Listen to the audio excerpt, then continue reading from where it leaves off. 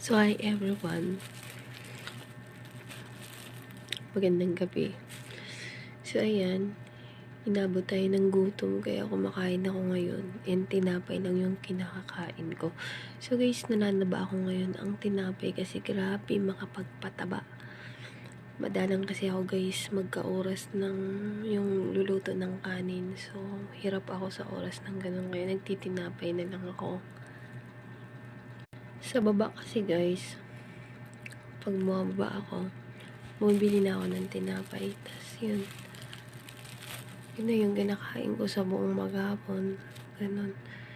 Kasi minsan pag may oras ako, nagluluto ako pagkain ng oras ko. Minsan talaga, guys, nanghihingi ako sa kabila ng kanin. Konti lang naman ako magkanin.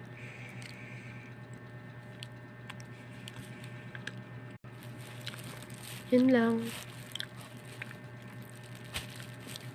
Tutulog na rin ako. Kung saan naaabot yung video natin, ka-follow naman. And subscribe na rin. Baka gusto nyo mag-comment. Mag-comment na rin kayo.